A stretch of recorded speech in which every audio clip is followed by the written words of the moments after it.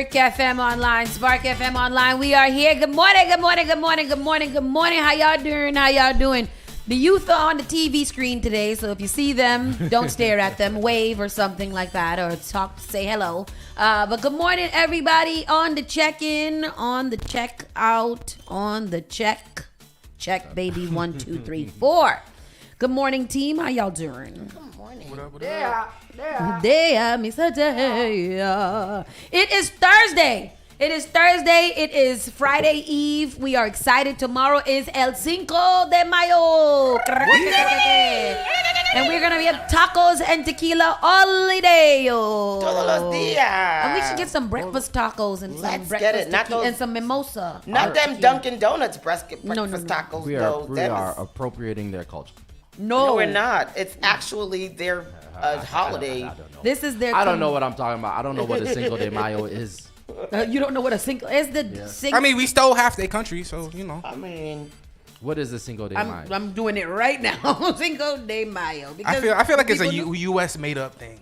You know, back it's a commercial holiday. What is a Cinco? Why? What is a? Huh? You're half Filipino. Ooh, diversity. Filipinos speak Spanish. They like the Asian version of us. Yes, this is black. Colonized by Spanish. Zaire's Dominican, but he doesn't. You don't know what Cinco de Mayo is. Yeah. Let's learn. Cinco de Mayo is an annual celebration on the anniversary of Mexico's victory over the French Empire during the Franco-Mexican War. Okay. On May 5th, 1862, 2,000 Mexican soldiers defeated 6,000 French soldiers during a battle in Puebla de los Angeles, a small town in the east central Mexico. Oh, wow. Well, good for them. How much is it? 2,000 beat off the 6,000 of the French. Hello. That's what we doing out here. We got the small and mighty. Revolutionize. So just because I now know exactly what Cinco de Mayo is for, I'm going to celebrate even harder now because they deserve a celebration in their honor. So is it their Independence Day? No, it's just their victory. Celebrate the victory over the war. That's the day the war end. I thought that's usually when your Independence Day is. Huh? Say that one more time. No, isn't your don't Independence you got to do Day some on more the paperwork? victory of the war? No, your Independence Day is when you sign when you become officially independent with a constitution. Yeah, they just won a little war, so they was like, we gonna celebrate this on the Cinco de Mayo, which is not a little war, a big war. That's a big war that they won. Yeah. So and their Independence Day would be the battle against the Spanish. Oh, the Spaniards. Adios mío. Spaniards. All right. I mean, we can do that, right? Here's the thing, though. Like we're doing Duolingo. Duolingo teaches you Spanish. I want to be able to learn Puerto Rican Spanish or Mexican. I feel like you need a lisp to speak Spanish. I have one when I speak it. I can't do it, Espanol. Yeah. And then go to Barcelona. Yeah, Barcelona. Barcelona. That's so silly. That's so silly. Quick check-in. Miss Tony, Javi, Rockstone, Triz, how y'all doing? What y'all saying? I'm great. I'm amazing. I woke up out the bed, got my swerve on. Swagger on? Swagger. Oh, swag. And I should have said swag because I have on my pretty girl swag shirt today. I took a look in the mirror. Said, what's up? Hey. You know what I did this morning? I made my bed. Oh. And I got that. Remember when you were doing 75 large, hard? Hard, yeah. And wasn't one of the things to make your bed? No. Well, it wasn't. I made my bed. I think that's a good thing that they can incorporate, that you should incorporate in your day. It makes you feel like you got yourself together. And I popped the tags off of a brand new Savage X20 set. Look at this. It's cute. That is pretty cute. It's cute. Yeah. Let's see. The orange. It's a little orange. Oh, wow. And something about your underwear matching your outfit makes you feel like you got your life together. Put on my orange sneakers. I feel certain ways about it. I don't really think about that in my day to day. Try that. Tomorrow morning, make your bed, Yeah. and then put on a cute little underwear set. You feel? I feel like I got it. Well, tomorrow I will because Cinco de Mayo and I gotta be cute. But but It does make you feel good when you have on a matching bra and panty, but the only problem is that you feel like you should take your clothes off. Like at you some should, point. no, because I literally want to be able to show you guys what I'm doing today. I really wish that I could. So anywhere you go, you're like, it's so hot in here. Let me take my clothes off. Because I sat in the mirror for a few minutes. I'm not gonna lie to you. When I got my first pair of Fenty boxer briefs, Yeah, because your wife is amped on Fenty. Oh yeah, it felt really nice. You see, you felt sexy. It's a lot of they're roomy. You know what I mean? The right places. No, and this is a Fenty cotton bra because I've been buying little fancy ones or whatever. This is a Fenty cotton bra. It feels good. It supports me on the sides. I don't know why you don't wear Fenty. I feel like you like nice underwear. I do. I have a top shelf underwear. The top shelf. Yo, you only pull out them neatly. He irons them. Listen, and stores them in silk baggies. you pull them out when you have company. I wear the PSD underwear and like polo underwear. What's that? Post-traumatic stress disorder? You know when you. Oh yeah. The question is when when you're an adult. I think as a man, you know when you're an adult when you actually wear good underwear. When you actually go buy underwear. Yeah, when you stop wearing your basketball shorts under your I know a jeans. guy that literally his underwear are just phenomenal. Like they're nothing special, but they're always just look like they're new out the pack. Like every time. It feels good. Just me. There's a lot going on with us down there. You know what I mean? You want to be able to. There was a time underwears when I was young it was just white. White Or and gray. Yeah. Or tidy black. white. And black had a lot of bleach stains would be on the black. Because you're young, because you got to bleach them for some reason. And I don't think those are bleach stains. Then we moved on to the boxers, but then they were so big and bulky. I didn't realize I had so much going on back there. There's a lot going on, bro. Now that I look back, I'm like, why do men ever wear boxers? Those things are so bulky. Not boxer briefs, but like the regular boxers. Yeah. That's You got to get ones that fit you. No, they're not. But well, I see how you say they were bulky, but I feel like they'd be mad thin too. But I also just don't feel like they support. I know. But you know what? If you think about it, men used to wear. Men, especially men that live in the city, black men in the city, used to dress like jail because the dress was boxers, basketball shorts, jeans. Yeah. And why was it like that? If you were ever to get arrested, that you had a pair of boxers and you had. That's what it was. That's where that came from. What? So that things could drop out? I don't know. What? Is that when you go to jail, I believe they take your shoes. They just let you really keep one pair of boxers. Oh. So that was the thing behind it. That was one of the things behind it. Besides, some people did it because they actually were a basketball player. Or you a young man, you nasty, you ain't do laundry that week. I just feel like boxers. If you're a basketball player, I remember when I was in college, and that was like 90, 95, 96. And so, everybody was wearing baggy jeans, I guess, then. And I remember the boys being at the basketball. We used to go watch the boys play basketball. And you could tell that they had on boxers because, everything was just all over the place. All over the place. That was a flex. Is that comfortable? No, because imagine playing basketball and you jumping. Every time you jump, it jump with you and then land on your leg. Exactly. So that's what y'all watching when y'all. Okay, all right. So that's what y'all paying attention to. Never missed a game, though. Never missed a game. That's crazy. Y'all always in the game. Yo, women. Yo, y'all a problem. Caller, Spark FM Online caller, you're live.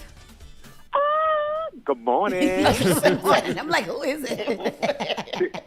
What you wear, boxers or briefs? I wear neither one. He's like, I don't. Yo, let it be free. Commando. But to answer the question, the boxers during basketball is very uncomfortable. They get wet, soggy, sticky. Nah, you gotta wear the compression shorts. So we don't wear underwear during the day though.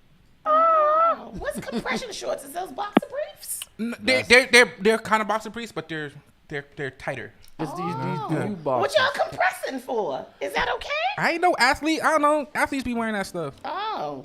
I wear pretty drawers. Okay. You wear Fenty. I wear pretty drawers apparently because of my wife. How you doing, Javi? How's your day been? How's your morning? Good. You know, it's May the 4th be with you. Yes. Star Wars Yes, Day. yes, You know, yes. that's a big thing for me. So I was hoping to wear some Star Wars gear, but I forgot about it till You Tony need brought to it up stop today. wearing that gear you have in, and unless you're gonna give us the shirts that you have, Exactly. you So- might be banned from this radio station. Well, you wanted me to do something earlier today, and I didn't know if I was gonna go home, so I just True. wore it. You know what I mean? Okay. I'm good. I didn't do too much. You know, I just been working on flyers recently, and that's about it. I like it. I like it a lot. Let's get into the show. We're a little bit past the hour of 9:22. And we're going to start this show and get into the news and find out what's going on with your peoples and all the kind of things that we got to go on. Spark FM Online in the morning starts right now. You're listening to Saucy and Friends in the morning with Miss Hot Sauce, Miss Tony, and Rockstone Triz. Call Spark FM at 617-272-3387. The all-new Spark FM. Spark FM. Log on to sparkfmonline.com. The only thing that does matter is great music, and you will find it here. The all-new Spark FM. Yerp. Let's get into this. Today is the 4th of May. Where am I at? What is the weather today?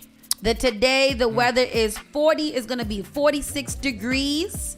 Precipitation 32%, humidity 81%, and winds 11 miles per hour. I don't know what the future holds. Like, is 11 miles per hour wind? Is that a bad thing, or is that? It don't sound very fast. Yeah, that sounds like a. And in which direction is it going? North or west? Where we at?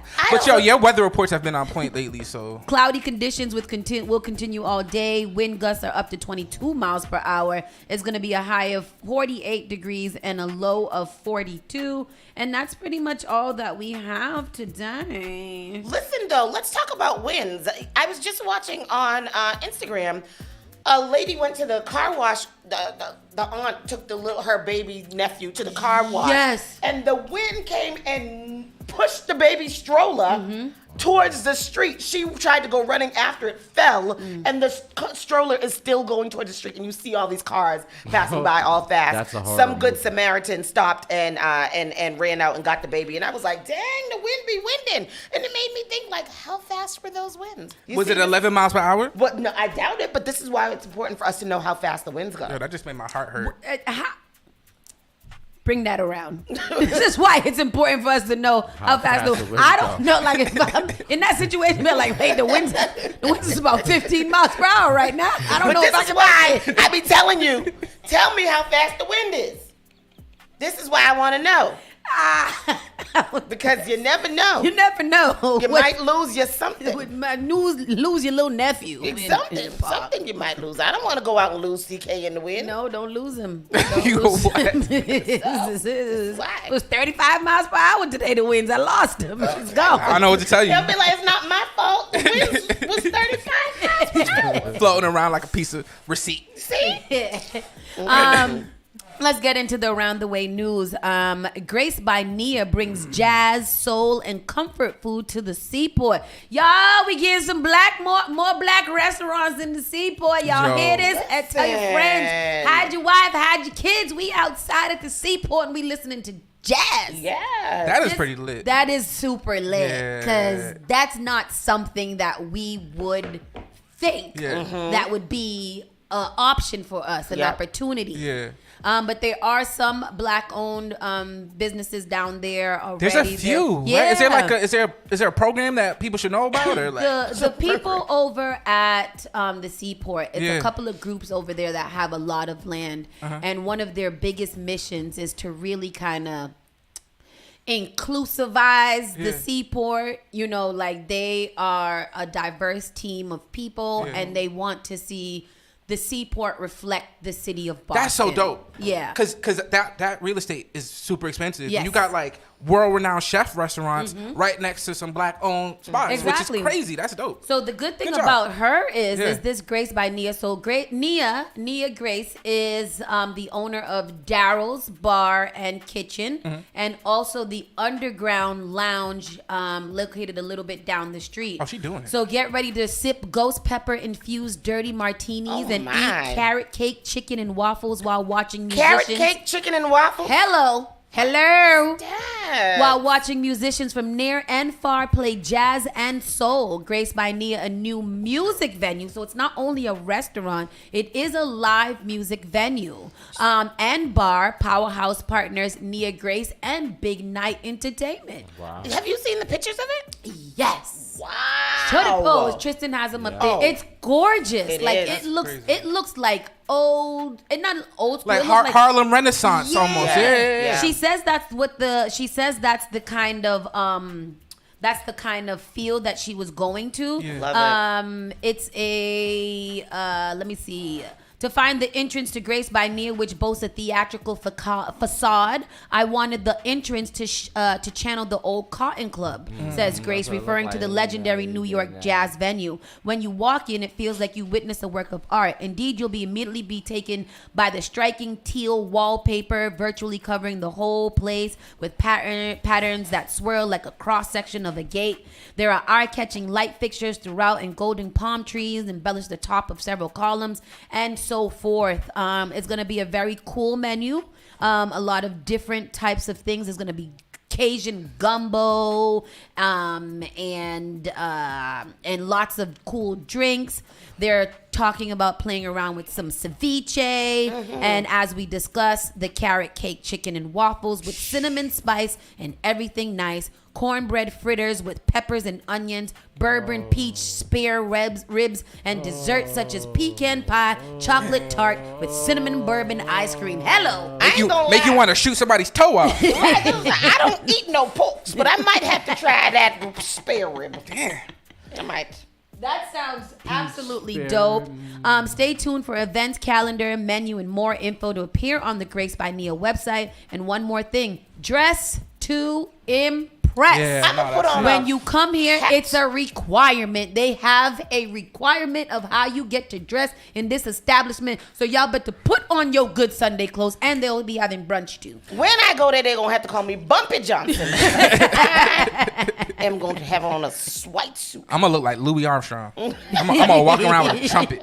I want white. I want to wear white and black. I want to wear a tuxedo. Yo, we need that. Like, Yeah. we need stuff. Sorry, we need stuff like that. We do. For the grown and sexy. I love it. That's the, I love that. Hugh Boston has that kind of vibe. And although it's a chill spot, but you feel like you're going somewhere. You know I'm what I gonna mean? walk I in like there that. in character. In character, exactly. Yes. Like put on your boot. That's how the 1930, bougie people gotta go 40, there and sit down because I don't mess with you. They're going to call me like Sunshine. sunshine. And don't talk to me no type of way when I'm in there, because I'm Exactly. gonna have a Tommy gun in the trunk. Address me as sir or Yeah, ma'am. something. Well, me as ma'am. I might cut the beard off and do a little mustache.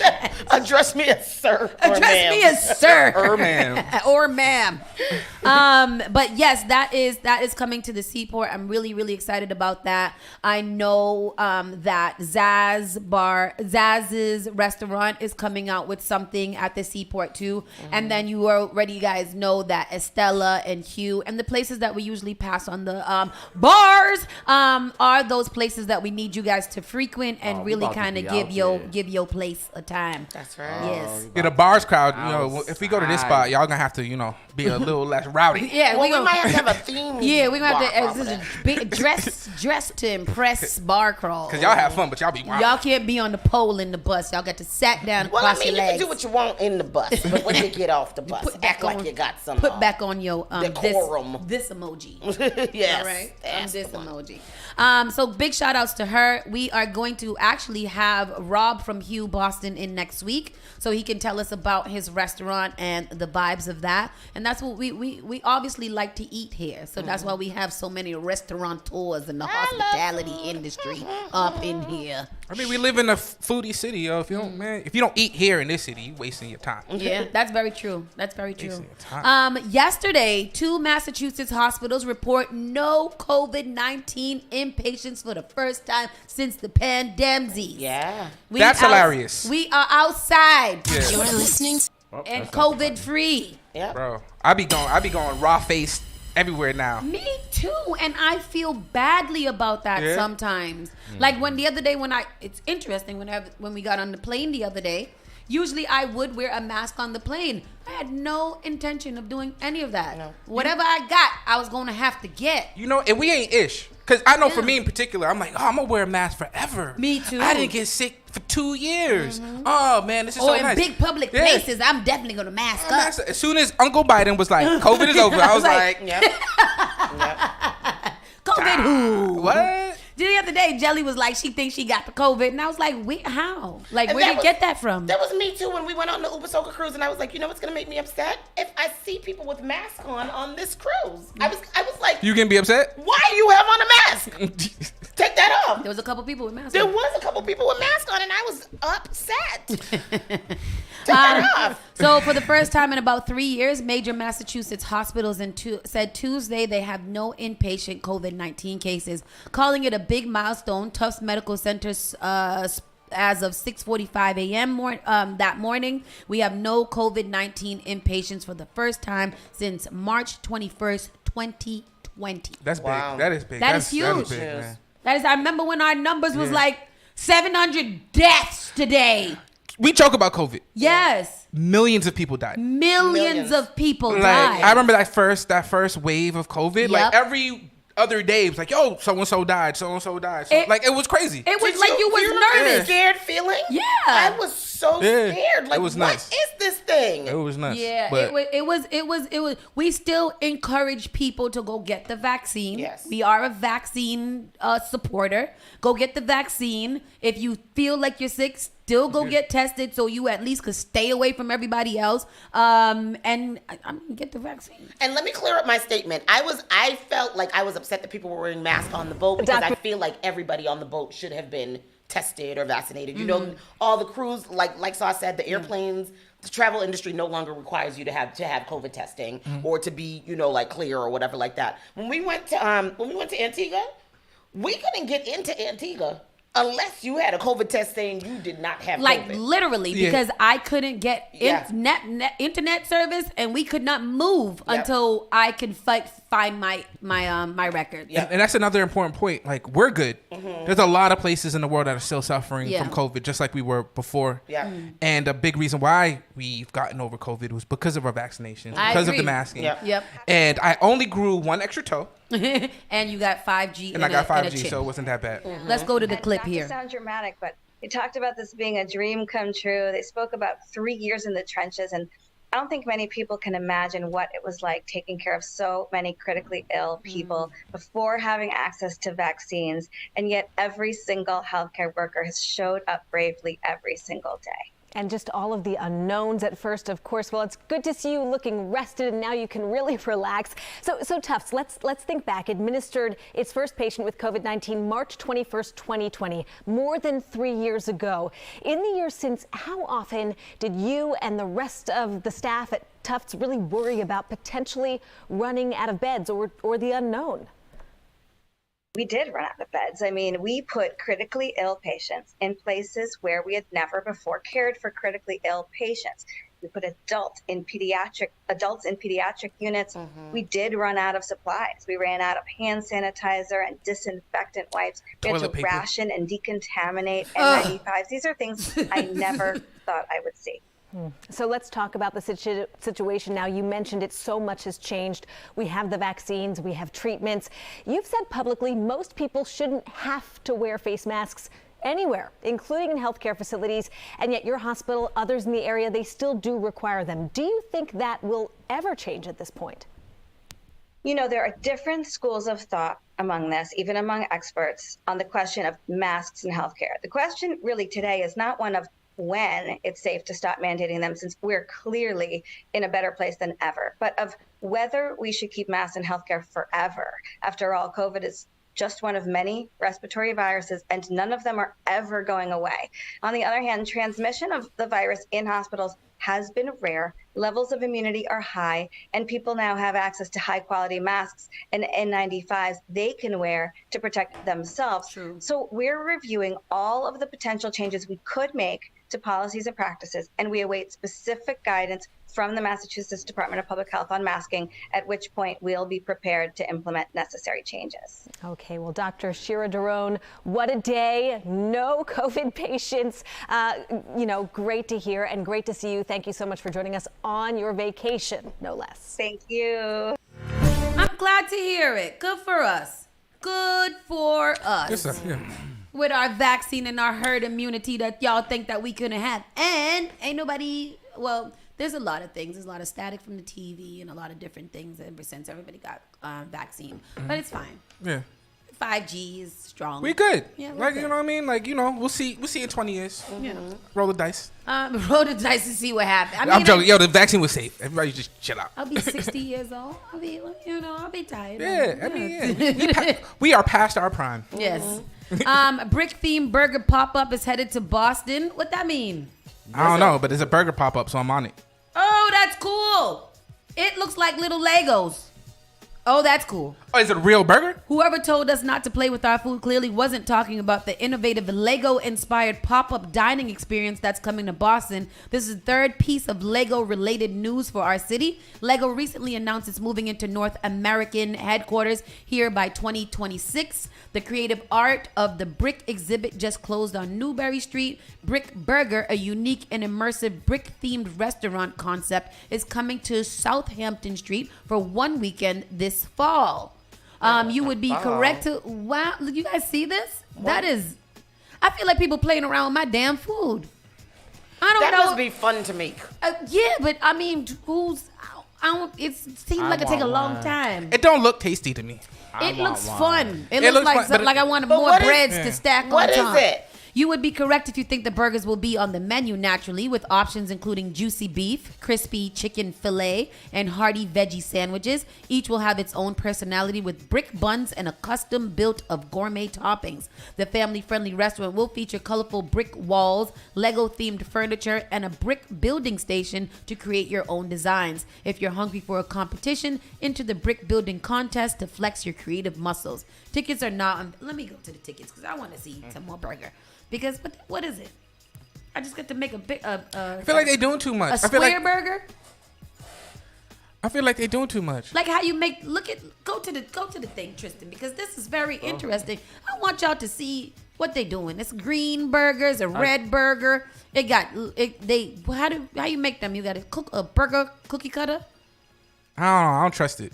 Schneider wants to know if it snaps together. I hate biting into a sandwich and the inside still. That's true. That's true too. Like, I mean, I don't see the picture. I love when I go to a burger place and they serve me the burger in the little paper that keeps it all together. Yeah, like what do you call it? Like what's the one? Tasty burger. Yeah, things like that. I like that. Because it all stays together. Don't overthink my burger. Yeah. Don't make it into blocks. Like when Burger King had those black buns. I don't want nothing crazy. Yeah. Burger's supposed to be easy. Yeah. Just make them big. Like when you make, is there a big machine that has been made to make the bun look like a Lego? Yeah. That's all it is. No, and I don't want you smashing down my bun somewhere. It gotta be even. The burger gotta be even. Got to bite into it even. I don't want the little tissel on the top of the brick coming into my mouth, messing up my ratios. I guess it's a good family thing. I'm okay. I want to do it. I'm gonna do it. The children would probably love it, so that should be fun. Yeah, that's what it's for. I'm just being a JA. I'm a burger snob too, so. Not a Jamaican. A regular.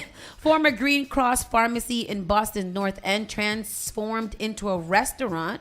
Restaurant Nardo by New Generation. Have you ever been to Restaurant Nardo? Never even heard of it. I feel like I've heard you say something about it before. I could be lying. Leonardo.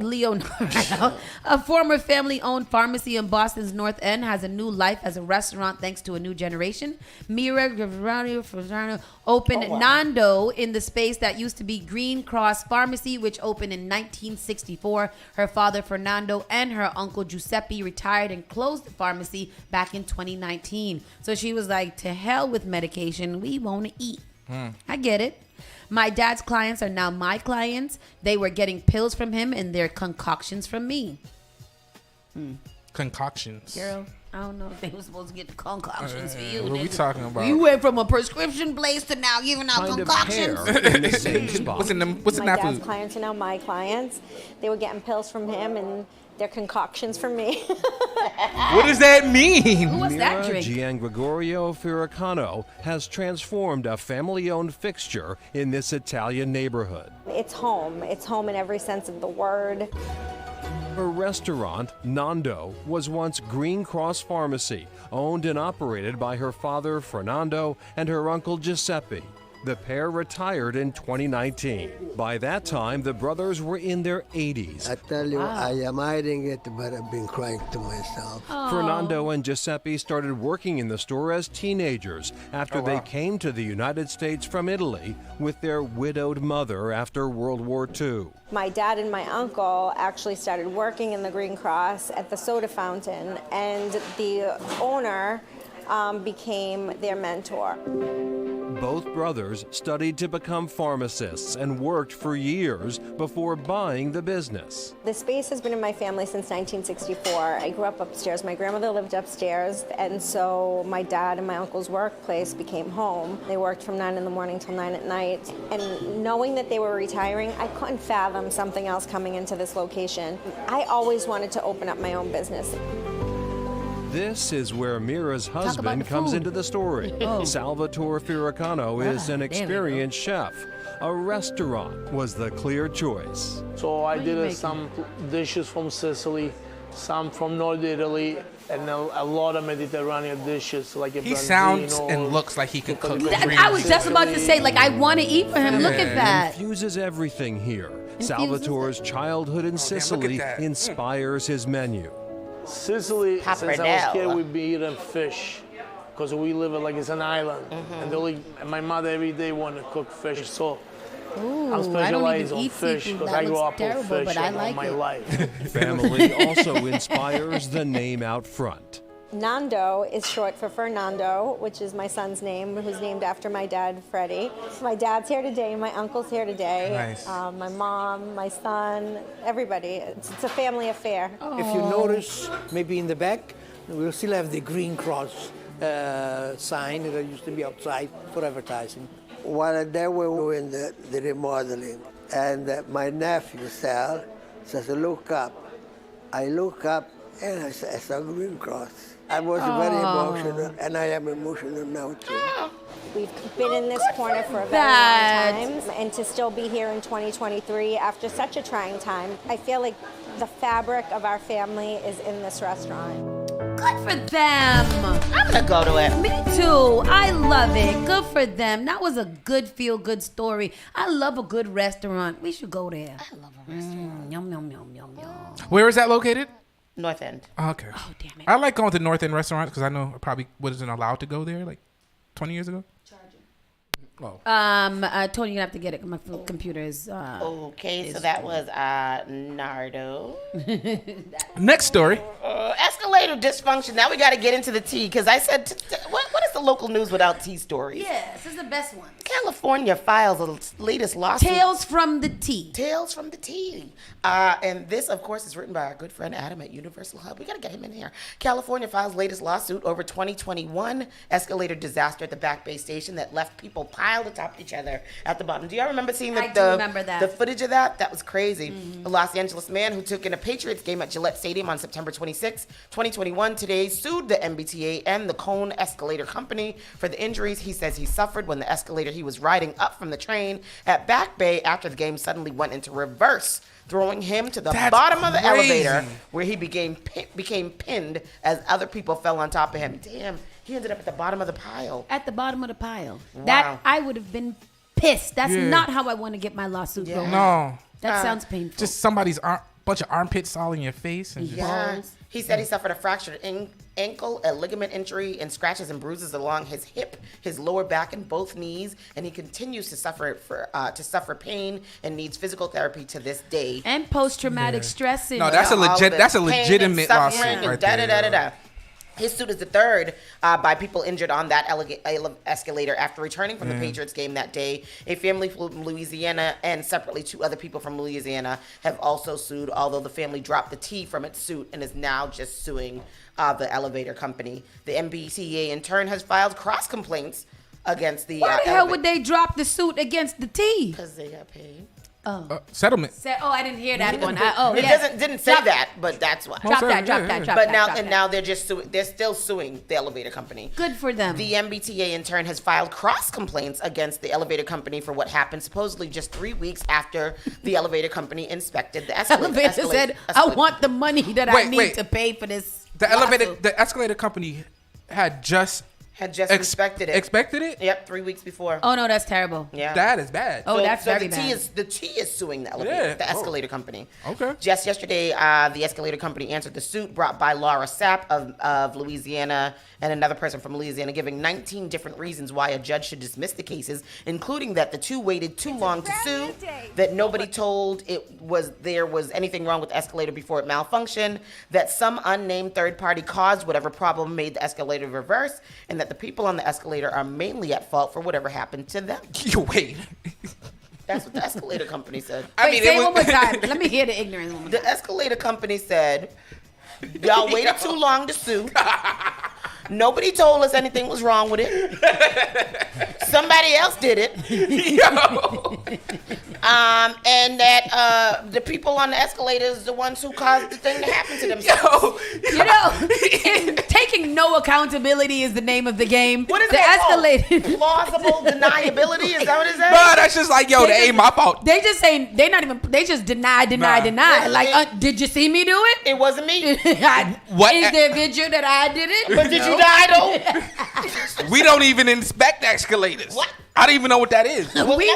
Shoot, y'all should have expected them after we inspected them. If you so concerned, exactly. That's crazy. Elevator company. That's what they said. It wasn't me. That's what they said. Yo, they getting sued to the ground. Yeah. It's crazy. The 2011 reverse is what it's called. Is what it's known as. Also at the Back Bay station was similar to the 2020. Also in 2011 there was another one. Was similar to the 2021 incident. People were streaming up from a Bruins Stanley Cup parade when the escalator suddenly started going down. At least one boy had his feet sucked into the elevator. No. His mother had footprints on her back from where she was trampled, and that was the incident that happened in 2011. I'm never taking the escalator. I feel like I remember that too. Yeah, we remember, and then it happened like a few weeks later at a red line station. So this was our Back Bay, the Orange Line, but it happened. That stuff's been happening. And then this very, of course, more T stories. Service is temporarily suspended on a section of the MBTA's Green Line. If you take the Green Line, check it to see if your how your service is running. And then this last story, AI may have prevented the Boston Marathon bombing, but with risk, says the former police commissioner. What would have been the risk of preventing it?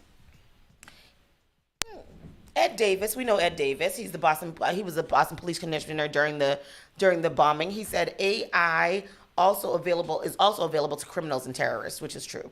Rapidly developing AI technology may have prevented the Boston Marathon bombing, but it might also become law enforcement's newest nightmare. That was the message from Ed Davis, who was Boston's police commissioner during the deadly terrorist attack on April 15th. A decade after that plot that killed 3 people and injured hundreds, he told Fox News Digital that AI will ultimately improve investigations and allow many dangerous criminals to be brought to justice. Use of AI systems applied to secret and top secret databases could very well have prevented the Boston Marathon bombing. However, it may be years before this happens, but right now the government needs to be aware of the downsides and mitigate the risk of AI. So that's what we were talking about yesterday. Mm-hmm. We had a good lesson in AI yesterday from DJ Outlaw, who was showing us things yesterday in our meeting. AI seems like it could be amazing in good and bad ways. This is the conclusion that everybody's coming to, right? Yeah, but like we, it stated yesterday. Yeah. It does level the playing field for people. So like, say you want to write a nice article or something, and you're not the best writer, you can have AI do that. Mm-hmm. Amen. But it also levels the playing field for people that don't want to do the best things. Right. So like, law enforcement, the U.S. military, they all have an advantage with technology, but anybody can get a free piece of AI that serves a certain purpose, and they're just as good right away. You know what I mean? So he said one of the most significant advantages of the new AI-driven imaging devices is the ability to transform traditional video surveillance systems into real-time data sources and proactive investigative tools. I have no idea what that sentence means, but I know that it's very important. Because I was like, I glanced directly at Howie like, what the hell did I mean? What did I say? Yeah, say that one more time. So I got Well, I think this may clear it up. He says today's cameras and coordinated systems have the potential to provide analytics in real time, identifying possibly dangerous items, as well as react and pivot based on crowd dynamics such as abnormal movement patterns or gathering. That makes more sense. Yes. Why didn't you just say that in the first place? Because it didn't sound as impressive. Yeah, exactly. He said, for example, the video analytic company Genetic uses high-tech cameras and the AI software Ventra that can learn from normal activity to notify operators of approaching threats and anomalies, which is pretty cool. Yeah, that's key. Yeah, that's cool. That's good. And that's what we have for the local news today. We are going to go to a quick commercial break, and we'll be right back in a few moments. Keep it locked right here. Spark FM Online, #1 for urban and Caribbean music.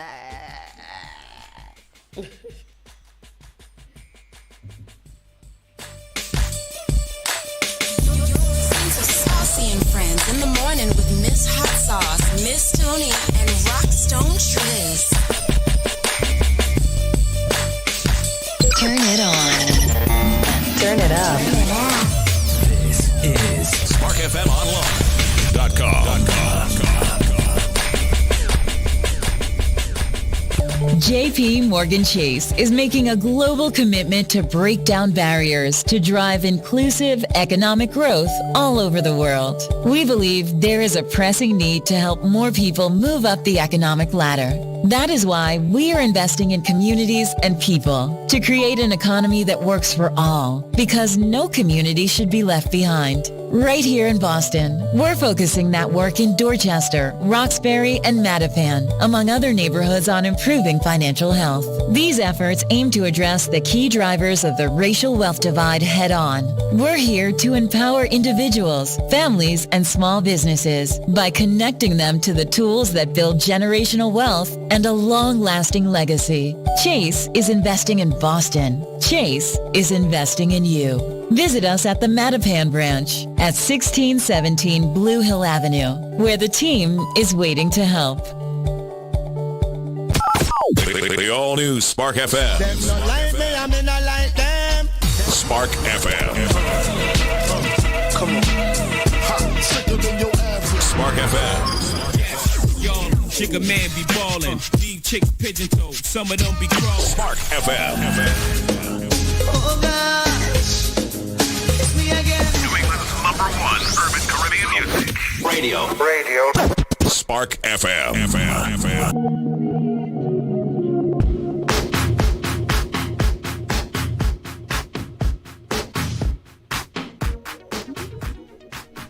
Last night, and some dancing. A song, the bright and under down. Oh yeah. If I sitting here with that crazy expression. Oh, What is this song? Keisha Cole and I probably Diddy. back Oh, yeah. down. Sang it. Here we go. I think you guys are doing it better. If I told you once, I told you twice. I can see it in your eyes. I'm all cried out with nothing to say. Take that. It's everything you wanted to be. If you can only see, This is the your remix. heart belongs to me. I love you so much. I'm learning for your touch. Bad boy. Set me free, whatever it may be. Baby, won't you come and take your pain away? Like for a second, I closed my eyes. And it was her, right? And I thought it was the actual people. I know, because we was harmonizing too a little bit. Listen. Yo, harmonizing. Harmony. Yeah, she had the falsetto and I had the The false. The other one. There's no signatorio. I had the other one. You had the true settle. I had the other note. Yes. You know the one what it is that I'm supposed to have. It's time for our national and world news. Miss Tony, what you got for us? You know, there's some news in the news today. There was some stuff happening yesterday that was kind of scary. A military veteran suspected of killing one woman and injuring 4 others in Atlanta medical facility is captured, thank God. And here's how the hours-long manhunt went. So this guy went into this place and shot up the people. Here's what his mom has to say. Lord. Black man. An 8-hour manhunt that threw a major American city into fear and chaos ended when barking dogs at a suburban condo complex led to the arrest of U.S. Coast Guard veteran suspected of fatally shooting a woman and injuring 4 in a medical waiting room in the bustling heart of Atlanta. The suspect, Dion Patterson, 24, only 24, faces 1 count of murder and 4 counts of aggravated assault. Another deadly mass shooting in America, this time during the lunch rush in Midtown Atlanta. In the middle of lunch, I just started hearing people say, hey, you know, we're on lockdown. There's an active shooter next door. According to Atlanta police, it happened inside an 11th floor waiting room at Northside Hospital Medical. This couple was on the 9th floor at the time. My son was inside the procedure room. They'll have shields and giant guns. Another deadly mass shooting in America.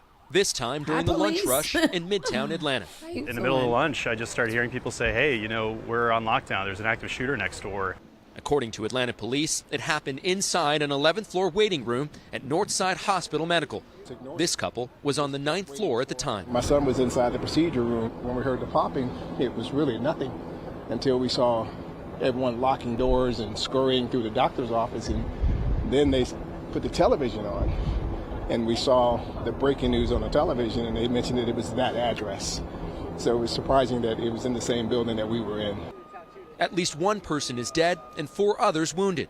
The Atlanta Police Department has identified 24-year-old Dion Patterson as the suspect in the shooting, releasing surveillance camera images of him wearing a hoodie and carrying a backpack. Thanks to the highly trained police officers across our region, we are able to bring this suspect into custody without further harm. A high-level source at Atlanta Police telling CNN the suspect and his mother were at the hospital for a medical appointment for Patterson. At some point, he became agitated and allegedly started shooting with a handgun before leaving the building, according to police. We believe he carjacked a vehicle a short distance away and was able to flee the scene as the law enforcement agencies were descending on this area. We've learned the suspect is a former member of the Coast Guard and was discharged in January. He spent about maybe 2 minutes inside the building where he then exited on foot. And what we were able to pick up on the camera network system is that he went to a Shell gas station where he commandeered a vehicle. That pickup truck was left running. The suspect's mother is reportedly cooperating with police. There's a lot of police say black all the gunshot victims are officers women. in this pictures, but then I was like, oh, it's Atlanta. Female has lost her life. And of those that are injured is a 71-year-old female, a 56-year-old female, a 39-year-old female, and then a 25-year-old female. The 4 injured victims were taken to Grady Hospital. 3 are in critical condition, 1 in stable. It's still too soon to know why these individuals were chosen. Yeah. He was with his mother. Yeah. That's crazy. So it sounds like there's. I mean, I would love to hear. There's no excuse for what he did, but I'm pretty sure this story is crazy. Why did he bring the gun with him to his appointment? Well, it is Georgia. Oh yeah, I mean, you don't. I think in Georgia you don't even need to. I'm not feel I think to carry. Is it that? Was it Georgia that you? It was at Georgia. Yeah. And that's which is so crazy because Georgia's so Florida, but adjacent. It's very interesting. Yeah. What do you mean? Like their laws and things that they are doing, and just to kind of reiterate that, if you go down to the Florida Republicans story, into that, like they're passing a bill to end the usage of pronouns. Yeah. How is it that the whole entire state of Florida is?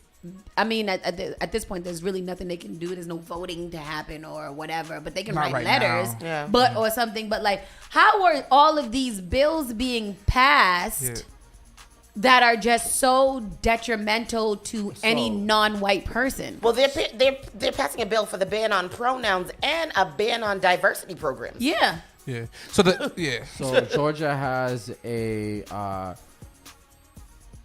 yes, any person not permitted by law for possessing a handgun may carry a weapon in Georgia, openly or concealed without a license. Openly or concealed. That's crazy. And this is why he had a handgun, which means he probably walks around with it. Yeah. He probably wasn't going around thinking he He's should shoot somebody. ex-military, the Coast Guard. That's military still, right? Yeah. But he's in the hospital with his mom, which I don't know what they're in there for. It's probably It a was an stressful appointment for situation. him. Because Appointment he for was him. He getting might have medication or something. Probably have a mental issue. Yeah. But he's allowed to have a gun. Yeah. Get stressed out. Yep. Instead of punching somebody, he shoots 4 people. Yep. Sounds about right. Yeah. I don't know what to tell you. That's not enough for them to change the law? No. Second Amendment right. 2A. Oh, 2A. You need to arm nurses, okay? Yeah.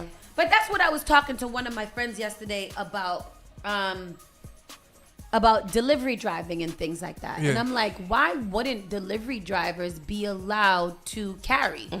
Like, why would that be something like you guys are going to people's homes, to buildings, to unknown places? Yeah. I just can't imagine being in a situation. And then we're telling stories about people getting robbed with deliveries. The delivery man that got dismembered and all of that. Like, how come there's certain professions that are just not, I'm not saying that they got to give it to them, but if I decide that I want to carry to protect myself while I'm doing this job, this public ass job, I should be able to do that without consequences. And like he was telling me a story about, somebody in some other place got in trouble because he was getting robbed and he shot the person.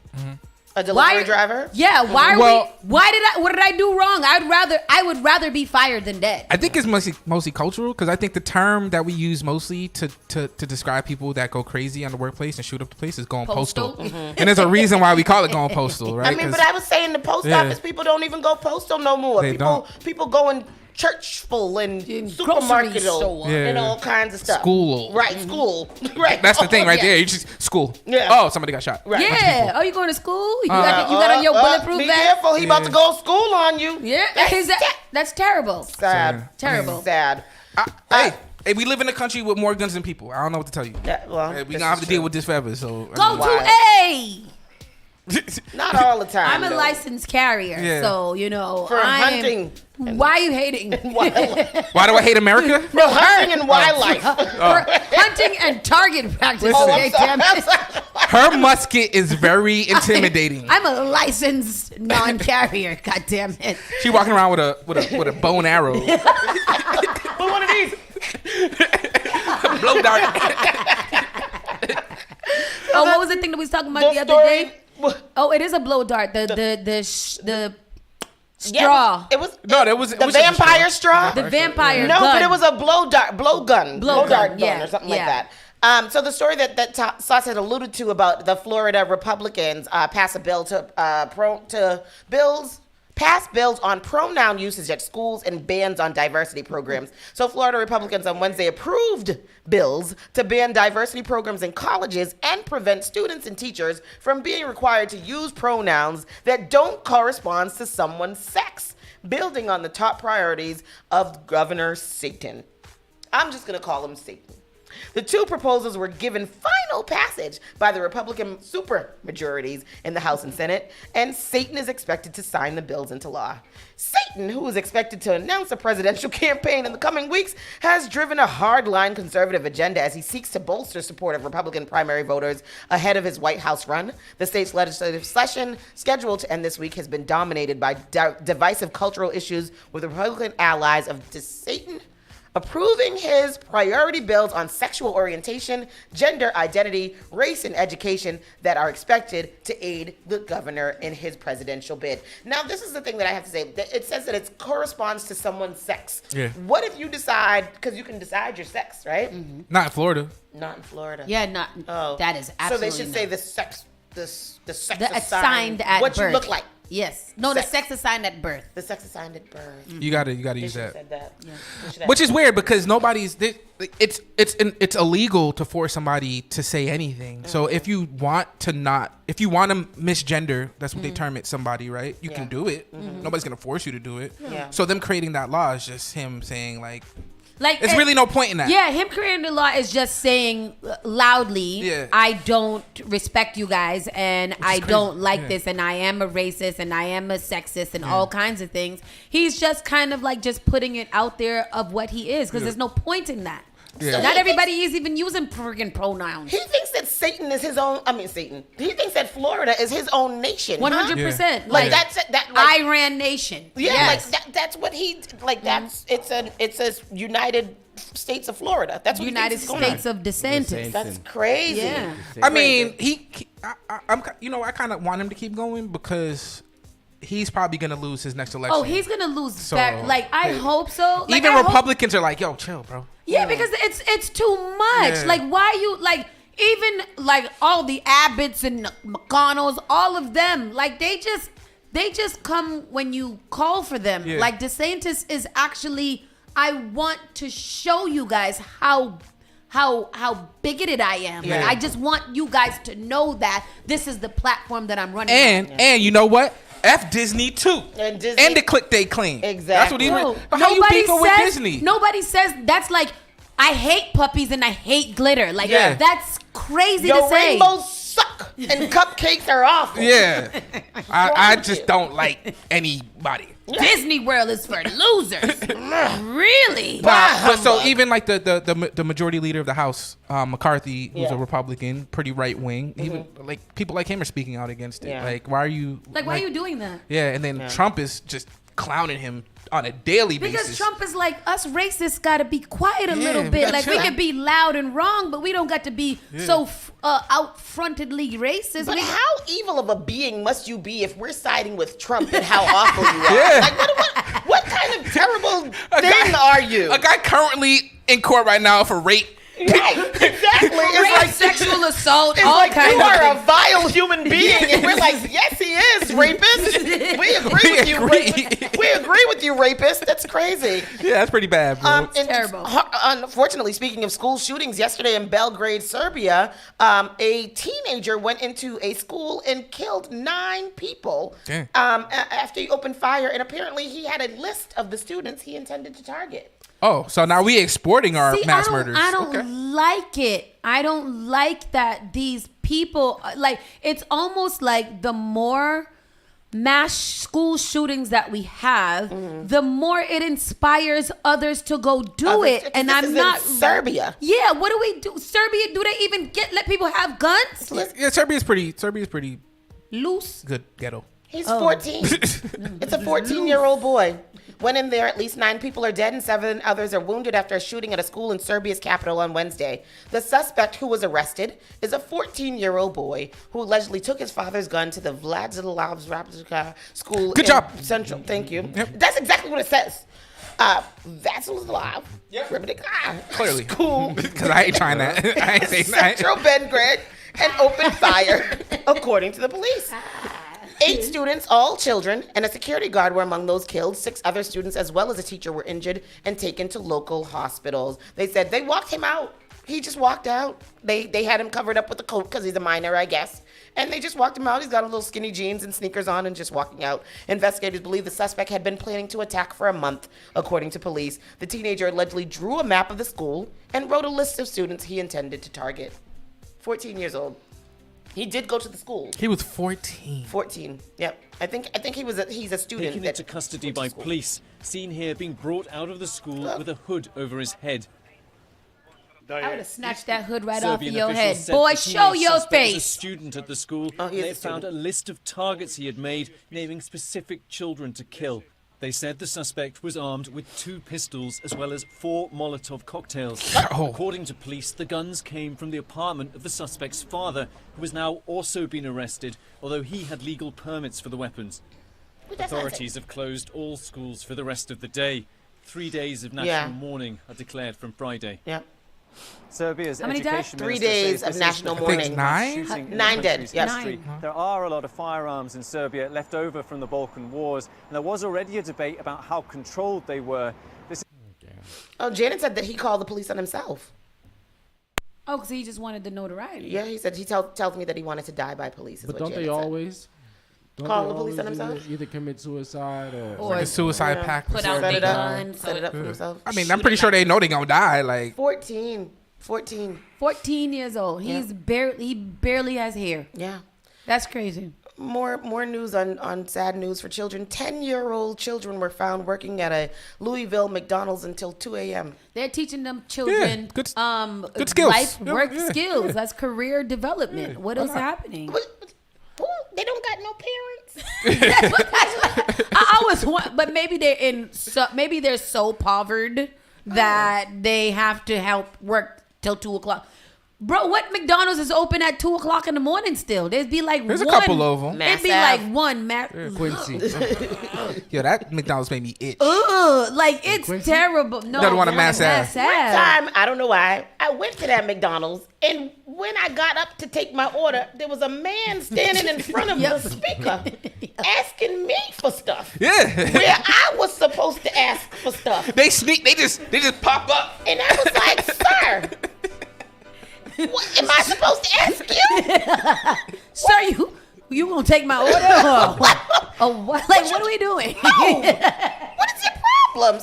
Where's that where we went to and there was an actual bike in the driveway or there was walkers? There was people walking. No, they be walking into through the driveway. They be walking through. Yo, let me get a burger. Nah, they be asking the people asking for the burgers. Yeah, like why you ordering that burger? Order me a burger. Give me a burger. Get two. It's buy two for $2. Give me one. It's the special. And the people that work there is so just angry. Right, all the time, bro. And I get it. Imagine y'all. having to go to work there and be like, oh my God. But I mean, like, McDonald's supposed to be the second happiest place on earth after Disney World. Not that Why one. y'all so damn That's miserable? because DeSantis ain't putting no restrictions on McDonald's yet. When he goes after McDonald's, that's when shit Well, will he crumble. needs to go after this one in Louisville for having these two children. The revelation was a part of an investigation into the child labor law violations in the Southeast. The agency also found 3 franchises that own more than 60 McDonald's in Kentucky, Indiana, Maryland, and Ohio employed 305 children to work more than legally permitted hours and perform tasks prohibited by laws for young workers. That's so terrible. Again, not all of these 300 people are living in poverty. Where are your parents? But let me ask you a question, though. No, If you're 10-year... No. Kentucky, Indiana, and Maryland, Ohio, they living in poverty. Yeah, Louisville, so they Kentucky, work. They helping their family. Yeah. So is this a bad thing that they cracking down on? But that's what I'm trying to figure out. If your kid at 10 comes to you, be like, Mom, I got a job. My kid is 11. He can't have no job. He is not mature enough for a job. Yeah. They clearly are. CK, make a burger. Yeah. I'm gonna eat it. Nah. All you gonna do is sit back there and eat. Make it. Okay, now I'm thinking about. They say 10 though, right? That's 10 years old. That's nowhere in sounds CK. interesting. What were they just sticking them in the vents, having them clean that ice That's cream what I machine? understand. What's it? Are they actually? I don't want no 10-year-old making me a good making me a flat burger from McDonald's. It says investigators from the department's wage and hour division found 2 10-year-old workers working at a Louisville restaurant, among other violations of federal laws committed by 3 Kentucky McDonald's franchises. Investigators also determined that the two 10-year-old children were employed but not paid, and sometimes worked as late as 2 a.m. What? No. Them motherfuckers need to be hugged. Shut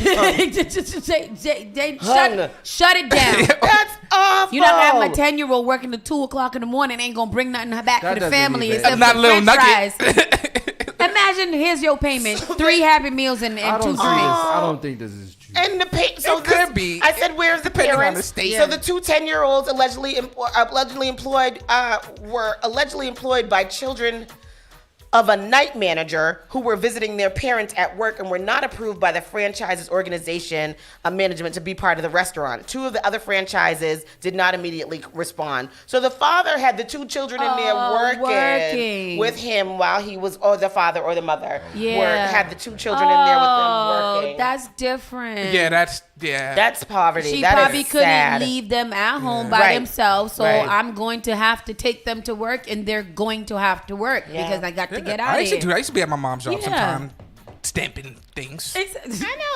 We used to file. Yeah, we used to be at doing- BMs. We used to be there. I mean, I don't know if that was legal, but I know. Well, now putting things up in the chute to make it go all. I grew up in that hospital. Exactly. Listen, we all did, didn't we? We were always at BMs. You know how many times I slept in the employee lounge? Oh my gosh, I used to be there for all the potlucks and everything. They used to I used to roll around on an EKG chart. EKG. All of us used to halfway work there at some point when we got older. Now that I think about it. Yeah. Have lunch with our parents' friends. You think we can sue BMC? I know. Class action? Let's do it. Because our mothers had to do what they had to do. Not They had to BMC. work. Another hospital. In a Boston. Yeah. It wasn't. It's okay. It wasn't BMC when we was there. So. No, it was something else. Yeah. New management. Yeah. So under no circumstances should there ever be a 10-year-old child working at a fast food kitchen. There's some circumstances, obviously. Around hot grills, ovens, and deep fryers. And I'm pretty sure that she didn't have them around those things. They was Yeah, I'm sorry. something about Mary. I was like, somebody had an interesting night. Oh, what's that hair gel? Beautiful. So that is crazy news right there. Well, you know, I don't know. So we talked about that. Ban on social media for kids. Everything is kids today, huh? Ban on social media for kids, and fed up parents in Senate say yes. And I think so too, because these kids be out of hand on the social medias. You got to be at least, how old are y'all? They adults. 18. No, they got to be at least 17, 18 in order to do it. It says Senator Katie Britt says she hears about it constantly when she is at home in Alabama, a school, track meets, basketball tournaments, and on her regular mornings, walks with friends. And when she was running for the Senate last year, Britt says parent after parent came up to her wanting to discuss the way social media was harming their kids. She often navigates the issue in her own house as the mother of a 13-year-old and a 14-year-old. Enough is enough, she says. The time to act is now. So they want to. What do they want to do? What do they want to do? They want to limit access to social media for kids of a certain age. Yeah. My question is, how do you do that? Yes. Because I'm old enough to be one of the first generations to have internet with no parental guidance. Yep. And that ruined my brain for a lot of things. Just watching porn. Yes, I was. What else? What else would you do with the internet at 13? I wasn't getting Bitcoin. I wasn't doing that. But you weren't. All you would do is be like, "Are you 18?" Mm-hmm. And you just say yes. Yes, I am. I am 18. So how do you? Yeah. When's your birthday? I mean, calculator. I feel like that too because I've been going on 1962 different sites. Like you go on these cannabis sites or whatever like that, and they always ask you, and you're like, yeah. Yeah. And they're like, okay. But I'm 40 and I still feel like I'm lying. Like, yeah. Why are you asking? Why? And that's the only place I get carded. You know what I mean? Yeah. So what's mine? How old am I? Yeah. Right. She says, I just feel like we've reached a point where we're doing nothing is not an option. And increasingly when members of Congress go home, this is one of the first or second issues that they're hearing about from their constituents. And so they want to get it. She says the idea that an algorithm has some sort of First Amendment right to get into your kid's brain is preposterous. And the idea that a 13-year-old has some First Amendment right to have an algorithm shove upsetting content down their throat is also preposterous. Well, children don't really, when it comes to rights, we come to the conclusion that rights in children, first, like we can kind of control their rights, right? Mm-hmm. Yeah. But a business can technically, if they're not selling harmful stuff, they can do whatever they want. What do you guys think is the appropriate age to start introducing social media? 30. Touche. Seriously. I'm not mad at that And answer. I think you need a college degree. Nope. I'm not mad at that answer. I feel like you should take a course, a media on social media, media rights mastery or something like that. Yeah, like how we have to take this. For my job, we have to take all these classes. You know what I mean? Yeah. And I think you need to have a class and pass a course. Like before Like you get to download a profile, you got to go through the 10 hours of media etiquette or something like that. Diversity just so that you could know. And then I just feel like the algorithms are just so stupid. Yeah. I think algorithms are absolutely dumb. Well, that's the for problem. Social media. The issue is that everything like speech is important to a democracy, right? And then social media came and it created a new form of speech, right? And then people are wondering like, why is the country so crazy right now? It's because of social media. Like we never had it before, and now we have it, and now anybody with an opinion can spread that opinion to whoever they want, right? Like it has to be regulated for more than just Anybody kids. can start a fire. Yeah. Anybody. That's why you have Marjorie Taylor Greens. Jenna, it's not the point of having the phone. That's fine. But on your phones, if you get your kid a phone, there should be one of those little buttons that you click to the side where... Remember they used to have the phones for kids you that can't had, download something unless it comes to my phone first to see what the download It had is. like 2 buttons on it. Call your mother. Yeah. Call 911. They still got those phones. They got like a five contact thing. Yeah, I mean, and I don't want to be unfair to parents. Like I think but to be a parent nowadays, right? It should be your responsibility to become aware of new technology. Yeah. Because there are ways for parents to limit 100%. to limit through technology, but we just don't know it. And I'm not it's not easy to learn these things. But we kind of have to. I feel like a lot of older people use the, I don't know social media, I don't know it. But you have a 13-year-old, so you most likely have to figure it out. Like if not, then you're literally just giving them free reign to do whatever. And I also believe in checking your kid's phone after a certain, like, okay, when you at 16 or something like that, I may not want to check. I don't want to see what's on the phone of 16. I don't want to see it. That's I don't want to see it. Y'all gotta meet Dee Dee for the blueprint and how to be a parent of a teenager with a phone. What you gotta do? She'd be like, why is it that I saw you walk from here, cross the street by the fence, and then turn right here? Well, Dee Dee's a nerd, right? Like, and I say that she knows technology. Like, she knows that stuff, so she's on top of that. And I see what her kids are up to, and it works. Case you know what study. I mean? Like, But they got the apps though that you could control your family. Oh yeah, and you can try to use that. She'd be like, "Oh, you acting up? Shut her phone off from her phone." At school, she shut her phone off. That's how you do that. You gotta teach But a me. lot of parents are just all very scared about doing that because you saw how the little girl reacted when the teacher took her phone. Now she on the phone getting effed up by the teacher because you couldn't chill. You couldn't wait till after class. Exactly. That teacher yoked her down and stop playing. F around, find out. I wasn't mad at the teacher. I wasn't. Hey, you saw what the school board said? It was like they asked for a statement. The school board was like, "Well, teachers have the right to defend themselves." Or something like that. Like, it was so funny because in my sneaker group there was somebody posted a thing and it was like a teacher with, I guess they have lockers that they collect all the phones and they put them in the lockers. So they've had a picture of her, the locker with all the phones in it, and her black Air Force Ones next to it. Like, F around ready to go and find out. And then back to McDonald's. Here we go, right back to McDonald's. But this is a great story. An HBCU graduate becomes one of the youngest black women to own a McDonald's franchise. Good for her. She's Black a excellence. 35-year-old Howard University graduate. She graduated with a 3.83 GPA. Let's go, honey. She interned at Procter & Gamble and worked for ExxonMobil for a few years, JP Morgan and Chase. Did it up and da-da-da-da-da. And now this young lady owns her own McDonald's franchise in Cincinnati, Ohio. Ooh, read that. Big ups to her, and that is amazing. They said her branch is said to be one of the top performing franchises in the city. Yeah. She's also one of the youngest black owners of a McDonald's branch. Good. I love to hear it. Yep. Oh, I love to hear it. Good for her. She joins more than 250 other African Americans across the country who own McDonald's franchises. You say 250? It says only 250, more than 250, so like 252. That's the amount of people that own a black franchise of McDonald's in America. That's not bad. That's a lot. Bro, there's 1 million McDonald's. Yeah. So 250 is not a lot at all. And then, it doesn't mean that they each own one. Well, a couple of those black folk own a bunch of them. Yeah. Right? I'm thinking of like the Magic Johnsons and stuff like that type of people. Right. So so just 250 people that own several of the million. Yeah. Oh. They usually own a couple. That makes it a little larger scale, I guess.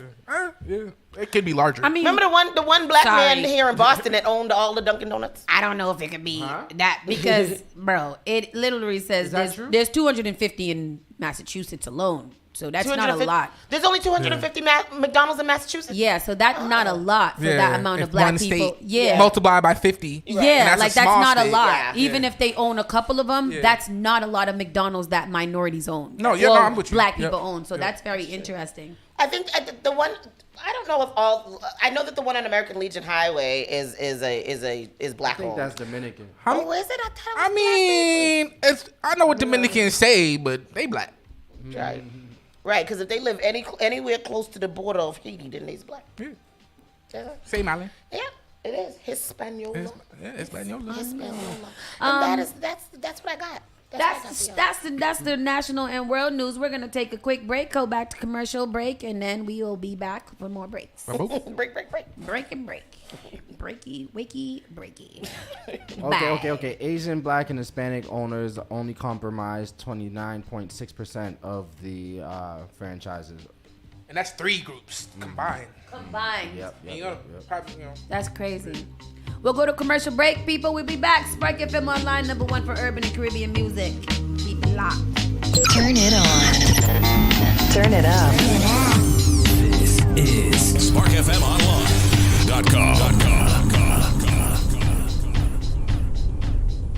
Finally Home is a must-read step-by-step guide that will equip any first-time homebuyer with the knowledge they need to confidently make informed decisions. This book provides answers in simple and clear terms to most, if not all, of the questions you may have about credit, home ownership, and generational wealth. Finally Home equips the reader with the confidence to be engaged with the home buying process without feeling vulnerable or exploited.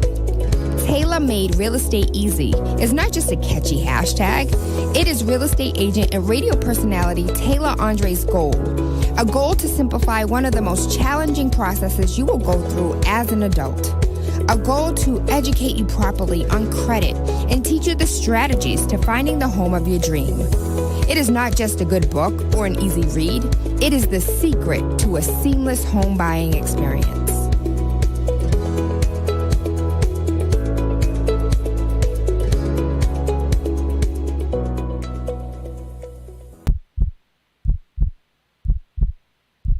How healthy is your heart? Believe it or not, half of the country has at least one risk factor for cardiovascular disease. Hi, I'm Senator Liz Miranda from Massachusetts. February is American Heart Month, a perfect time to focus on our overall health and well-being. It is important to know that high blood pressure, high cholesterol, and smoking increase the risk of heart disease. But did you know women, rural Americans, and racial and ethnic groups are also disproportionately impacted? While not all of these factors are controllable, we can take preventable steps to stay healthy. Regular exercise, eating a balanced diet, and not smoking are a good place to start. Make an appointment with your healthcare provider today to assess your risk. If you have heart disease, monitor your blood pressure and keep up with your healthcare visits. For more, visit womeningovernment.org. Massive It's the Sunday Food with Father John and Trini Tech. Every Sunday, 3 p.m. to 5 p.m. Eastern Standard Time. Playing you vintage classics, calypso, ska beats, reggae, roots, R&B, souls, dub, and more. It's the Sunday Food. Every Sunday, 3 p.m. to 5 p.m. Eastern Standard Time. Spark FM Online. Advertise your business, brand, or music on Spark FM. Contact us at sparkfmonline.com for more information. The all-new Spark FM. Spark FM. Come on. Spark FM. Chick a man be ballin', leave chicks pigeon toed, some of them be crawling. Spark FM. Oh gosh, it's me again. New England's #1 urban Caribbean music. Radio. Spark FM. I wish I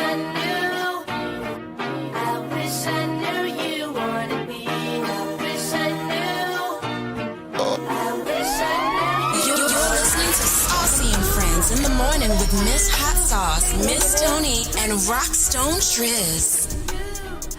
All right, people, we are back. And it's time for our entertainment report. And Young Miami is bisexual, and she wants to do Megan Thee Stallion out. What do you think is going on with her? She's bored. Who's not bisexual? I mean, everybody is sexually explorative these days, and like this. I feel like Young Miami just be saying whatever she want to say these days for shock jock almost. Because that's what she do. She a personality now. Yeah, she's a personality. They still make music? Carisha. I don't think that they've made music in a little while too. Like, she's doing her podcast and she has some real cheap looking merch that's selling out very quickly. Like all of the things that Since she locked down Diddy, she alright. Yeah, I mean, that's what I'm saying. Like, she's dating dead Diddy. Megan Thee Stallion. Let's listen to this. I'm a smash all day and tomorrow. Oh, I'm a pass because I'm gay, but she's hot. Megan just give me she really can take me up and through there. So, have you been with a woman before? Mm-hmm. Sexually? Jason, I've been with a woman before. And you enjoyed it? I love it. Are you bisexual? Mm-hmm. Really? Yeah, I always say that. Yeah, but you say a lot. You just said earlier you say a lot of things you don't mean it. You mean you say no, I really do like girls. I won't be in a relationship with a girl because it's I'm not a bitch girl. But Megan could get it for a night. For a lifetime. She a trisexual. Like she'd try anything. Yeah, Mm-hmm. but I agree with her. Mm-hmm. I agree with her. Megan Thee Stallion. Somebody said Diddy has Carisha at the Met Gala, in Vogue, and now out meeting Dapper Dan. And y'all worried about her being embarrassed and not being in a committed relationship. She's optimizing her LinkedIn, and he is endorsing her skills. And that's why I respect her. Like, she's winning now. Yeah, she's literally doing That's the what win. I saw her and Diddy was out with Dapper Dan yesterday. That was hanging out. They just be hanging out. Like, if I had, he's more than just somebody that she's probably having relations with. It looks like they really like each other. And he's a mentor to her. Like, he's teaching her business. I don't know. Diddy got voodoo something. I don't know, because he just be putting the women under the spells. I think he got Diamond D. You know what that voodoo's called? It's called billion. Because $1 billion. I've never heard of anybody really leaving Diddy except for J-Lo. Think about it. Who's left Diddy? I mean, what's his ex-wife? Cassie. No. Misa Hilton Brim. And Cassie left him too.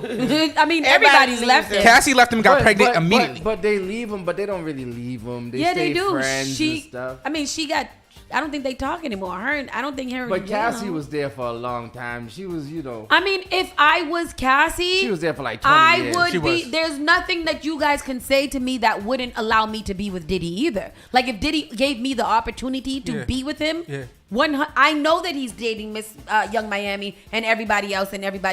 I too will date Diddy. And I think that's me the in key. the roster. Like people underestimate the power of $1 billion and not being an ugly. Like, he's not ugly. He's not an ugly dude. You don't gotta He's fun. Like, he's lit. He has all of the people that you want to be around him. Yeah. Like, all you got to do is give him a little tang that you most likely gonna give somebody broke for free. So, like, what we saying? She keeps winning. She keeps winning, and now she's gonna eat Megan Thee Stallion, and that's crazy. And I think that's a win. Oh. Shut up, Bobby. I'm just saying, Megan Thee Stallion that too is another winning. She might be the baddest one out there. She's a stallion. She might be the baddest one out there. I don't know. Think so? She might be. Who Young Miami? Megan. No, not Megan Thee I mean, Stallion no disrespect. reminds me so much of Meg from Family Guy. Oh, Meg from the daughter. I don't know why. Every time it's just like she is synonymous. Because that's disrespectful. That's crazy. That is disrespectful. Like all of the questions. Listen, this thing about Megan Thee Stallion, right? I'm gonna ignore that for a second. I'm gonna ignore that. Yo, she's tall, which listen. I love, man, listen. I feel like she always look like this. Like this. Now I'm never gonna be able. I'm not gonna see it. I'm not gonna not see it. He knows. I'm not gonna not see it now. You ruined Megan Thee Stallion for me. I love her though. Pull up Meg. Oh my God. She can do no wrong. Like she's another one that absolutely can do no wrong when it comes to me. Like I love her. But there are two things can be right. She could remind me of, Meg from. I don't even want to look at it. I don't even want to look at it. Oh wow, that's her. That's Megan Thee Stallion. It's kind of her. Terrible. I kind of see it, and I hate that I do. That's awful. Y'all can put some respect on Megan Thee Stallion's name. Okay, all right, here we go. Meg Thee Stallion Griffin. Oh yeah, but see that's yeah. When she's dressed up and sexy, she not Meg Thee Stallion. No, I mean I don't think that Meg would be mad at me. Well, I was gonna say another thing about Meg Thee Stallion. She's also a nerd. She's into comic book stuff She and is stuff a like college that. So graduate. she would like that. She's a college graduate. She's very into anime and all kinds of things. She loves a cartoon, and I'm pretty sure for Halloween we will see Meg Thee Stallion just. She as heard this Red. segment. Yeah. She gonna do it. Send it to tag her in it.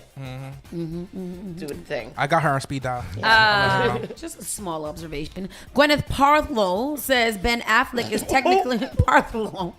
Paltrow says Ben Affleck is technically excellent in bed. Yeah. I don't think that Jennifer Lopez would have gone back to him had he not been. She said she was so this was an interview that she had, and she was talking about her two exes, which was Ben Affleck and which one? Brad Pitt. Yeah. And Brad Pitt. Gwyneth. This is why Gwyneth Paltrow sold out of candles that smelled like her vagina. Yeah. So this is why. So she because Gwyneth Paltrow, she got that. She got it. She's got the golden box. But she said that the other one was pretty good, but she said Ben Affleck is technically excellent, quote unquote, is what she said. I mean, something about us guys from Boston. I was gonna say that. Listen, y'all Boston men might be a little trash, but y'all good when it comes to the ass. I'm gonna say that. You can't disrespect these men like that. It was a compliment sandwich. We will take it. We will accept it. Let it rock. Let's do it. She said technically excellent. A month after emerging victorious from ski court, because remember somebody sued her for skiing. Somebody got killed in an accident, I think.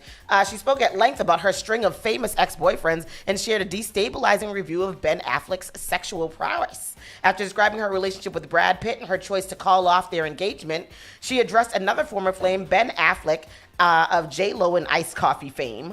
Paltrow and Affleck dated on and off, according to People, between 1997 and 2000, after she dated Brad Pitt and before Bennifer's first run. Maybe because it was sandwiched between two aggressively publicized relationships, Paltrow and Affleck's coupledom is one we don't talk about often enough, and I am glad that they brought it up. Yeah, that's true, because I forgot that she had even dated him. I didn't know that. Yeah, so she said, while deliberating, Paltrow described sex with Pitt as major chemistry love of your life experience, but asserted that Affleck was technically excellent. Technically excellent, you say? The guy who kissed his wife through two face masks? I don't know what that means.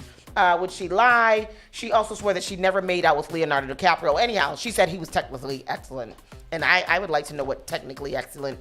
That just he got all 10s. Yeah, like he can't do no wrong in there. Yeah. Like he hits it. Yeah. Get it? He don't waste no time. He hits the mark. He don't waste no time. Yeah, that's great. Good Jamie- for Jennifer. That's why Jennifer Hudson looks so young and vibrant. J-Lo. Lopez? J-Lo. Who did I say? Now you said Jennifer Hudson. Who the hell is where I get Jennifer Hudson from? I mean, Ben probably hit it too. I don't know if I should be saying that out loud, but I don't care what. What you say? Allegedly. What did you say? Allegedly. She said she looks like a slave, is what she said. She talks like a slave. You know what? The views represented here at Spark FM Radio are not the views of Spark FM. We are a bipartisan situation and we are politically correct. But if you ever watch her show, she talks and acts too got like a free that, slave. like that antebellum like, Reconstruction America. God, you hit to that for me. Yeah. Let us sing. Oh, you gonna sit right here like a free slave. You come and sit right here. Oh, I love you. Let's sing glory. Like it's just like a slave mentality. She's happy to be free with a talk show. She got. You made me hit a high note in my laugh. I'm so upset. Don't she got an EGOT? She always look like. Don't not respect the EGOT. She does. She shouldn't talk. She should just sing. She should just. She shouldn't talk. Oh, She we should welcome just her sing. to the stage. Yeah. You say she can? Let me. You know what?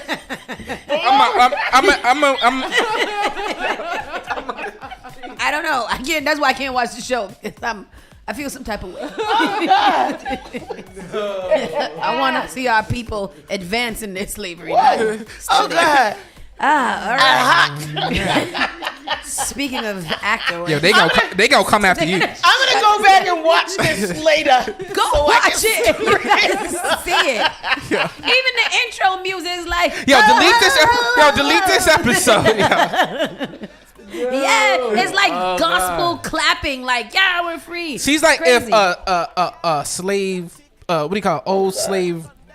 What's the songs they used to do? The Baptist, man. Spiritual. Like she's like a slave, like an old spiritual come to life. Yeah. She got to be a Baptist. Yeah, so just stay screaming and thanking Pentecost. Jesus. Amen. Oh God. Jamie Foxx returns to Instagram with a short message for his fans 3 weeks after he was revealed that he's been hospitalized due to a medical emergency. In a May 3rd post to his profile, the 55-year-old actor thanked his Instagram followers for their support, writing, "Appreciate all the love, feeling blessed." If you guys remember, back in April 12th, a representative for Fox confirmed to NBC News that Fox had been hospitalized in Atlanta the previous morning. His condition was serious enough that Jamie's family, some of whom were not in town, came to the hospital. The actor's daughter, also Corinne Fox, confirmed his status with an Instagram post at the time. He wanted to share that my father, Jamie Foxx, experienced a medical complication yesterday. She wrote, "Luckily, due to quick action and great care, he is already on his way to recovery, and all of the great things is that he's doing well right now, and he's able to thank his fans." He is going to be doing Beat Shazam, will return on May 23rd. What is that? Oh, he's in a film. The statement also shared that Kelly Osbourne will fill in for Corinne Fox, who appears alongside her father in the series as a DJ. What is it? Beat Shazam is an unscripted mainstay on the Fox schedule for 6 seasons and counting. What is that called? Is that show where you have to beat Shazam to know the name of the Shazam, song? the song. Oh, Beat Shazam. Yeah. What song this is one that? right here. Oh, he's the host for this? Yeah. I don't know if I could take losing Jamie Foxx right now, bro. Yeah. I don't think I could do that. Like Jamie Foxx is probably one of the most underrated actor-singer combinations that we have. Ridiculous. He's phenomenal. Comedian. Like there's an old comedy of him playing the piano and doing comedy, and hands down, it's one of the funniest things that you would ever hear in your life. Is he still dating Katie Holmes? That's a good question. That was such a random coupling that I thought was actually cool. Yeah, it's cute. Moving on. Lil Mama launches a makeup and jewelry collection, celebrates 15 years since iconic lip gloss single. I feel like she lost that momentum. Yeah. Well, she gotta do something, you know. I know, but I just feel like either she need to recreate that song to really push this, or I'm not sure how many is popping. Is that what she looked like now? Yeah, like a lady. Like a grown woman. She has a grown woman face. She looks good. Lil Mama's lip gloss is still popping 15 years later. The 33-year-old rapper is celebrating the 33 minus 15. How old was she when that song came out? She was young. She was young. Anniversary of an iconic 2008 hit lip gloss by ushering her very own makeup and jewelry line. Born Nyatia Kirkland. Oh, is that her name? Is that her name? That is funny. The Harlem native is launching Vanity Set Cosmetics. Is that what it says? Vanity Set Cosmetics, as well as her collection with jewelry company Aporo called its Poppin' Collection, according to Rolling Out. I don't know. I'm curious. It could go either way. It's a little in this little commercial that they have here that's on Instagram. She got a little charm bracelet with lip gloss in it. I mean, what's the demographic? Grown. That's a good question. Yeah, like what's the age demographic? Is it for 17-year-olds who would be listening to lip gloss be popping? But the 17-year-olds ain't listening to lip gloss be popping, as far as I know. I mean, Are okay, y'all listening to Lip Gloss be popping? I'm looking. They're still using I'm that looking song? at the. This is the commercial on Instagram? You're Yeah. playing? Let's go to the clip. I'm looking at it, and it does look like this costume-like jewelry that all of the rappers and stuff are wearing right now. Instagram jewelry. Yeah, like that big chain, like that, it's popping. I don't know if it's popping.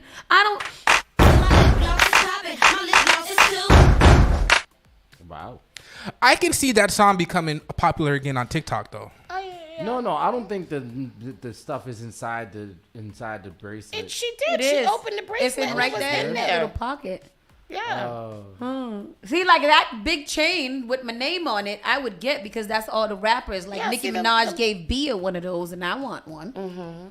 I want one, but I'm not going to pay that Nicki Minaj price on it. Listen, I'm supporting her. Yo. I'm supporting anybody black. You doing going to something. buy the makeup? No. Then you can't support it. I'm supporting it with likes. Yes. Maybe if I see it on Instagram, which I probably won't because the algorithm ain't gonna send it to me. Doesn't want your lip gloss. It's gonna. I mean, I think the teenagers will like it.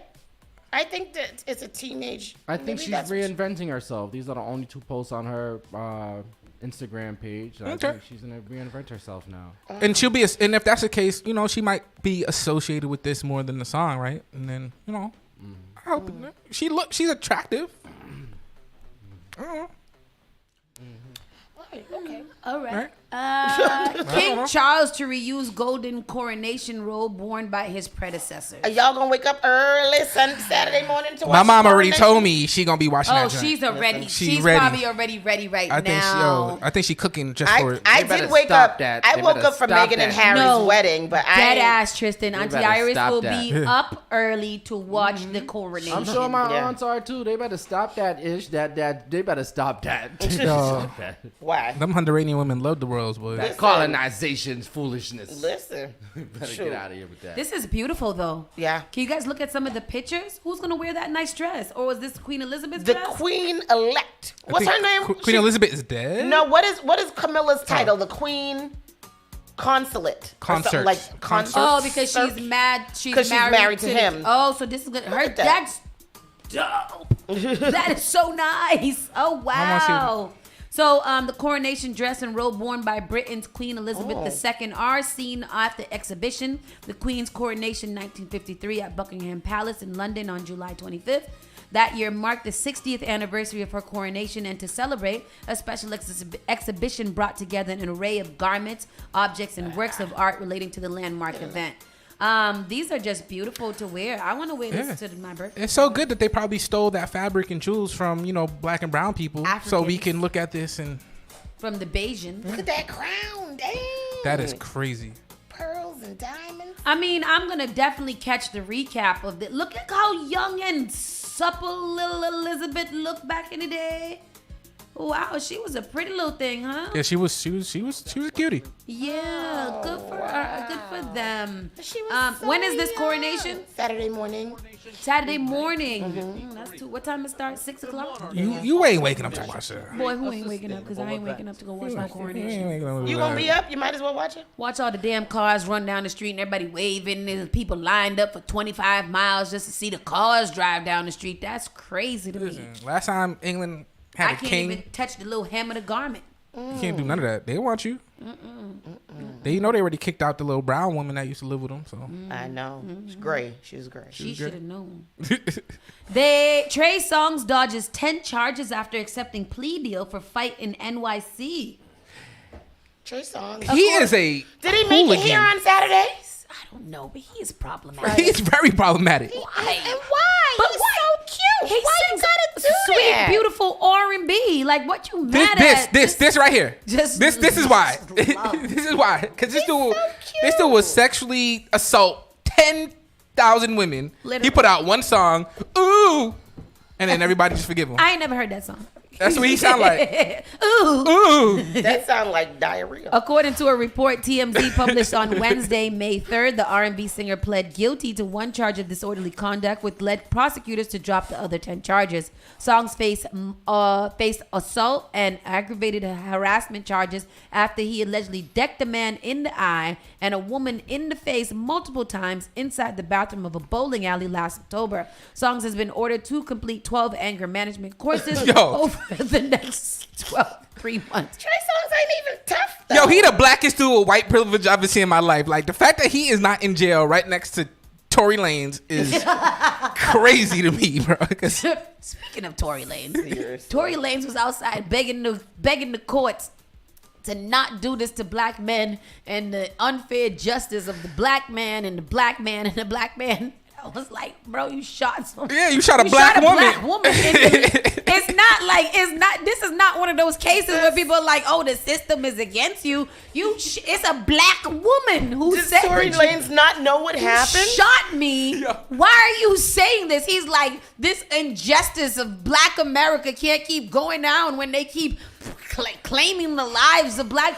You almost claimed the life of a black woman. You got a 6'6" black woman limping. You are not. You shot her toe off. Because his daddy compared him to Emmett Till in the first place. He did. You not Emmett Till. This is not a white woman that's accusing you of whistling at her. You shot a black woman in the foot. While you was probably drunk. Lord, I thought when you said speaking of Tory Lanez, I thought you was gonna talk about his appearance at the Met Gala when they shot the little cockroach that ran across the Met Gala carpet. They were like, Tory Lanez making an appearance at the Met Gala.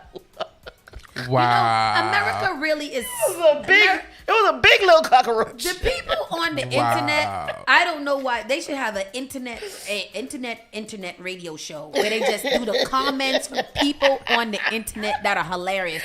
Some of the funniest people just be tweeting and they got like 3 followers. Yeah, it's hilarious. Yo, they talent.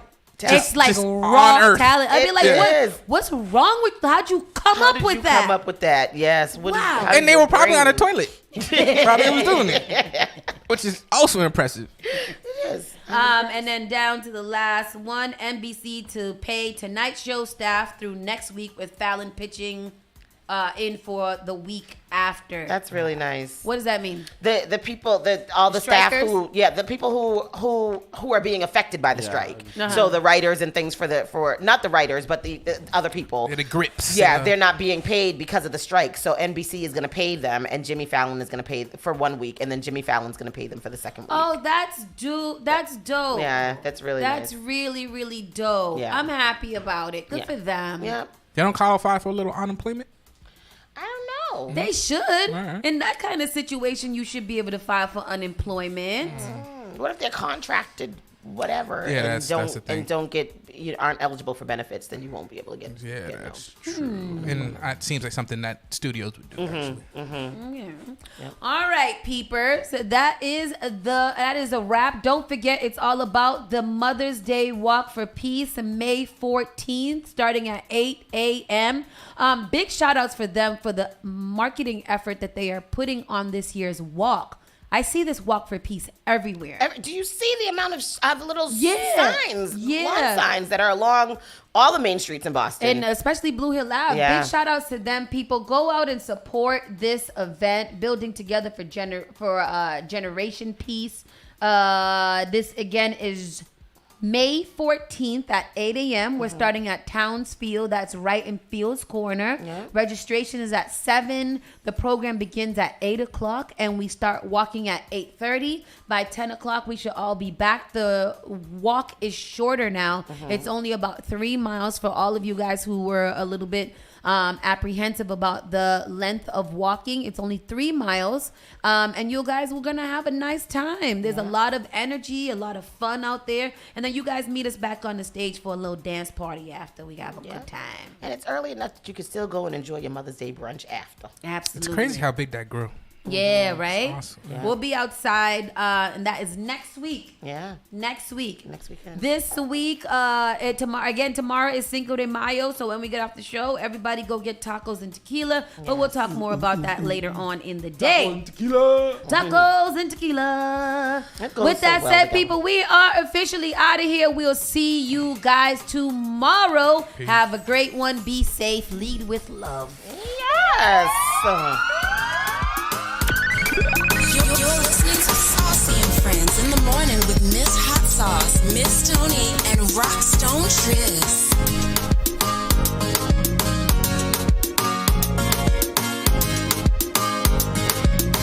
The all-new Spark FM. Spark FM. Log on to sparkfmonline.com. Boston and surrounding communities.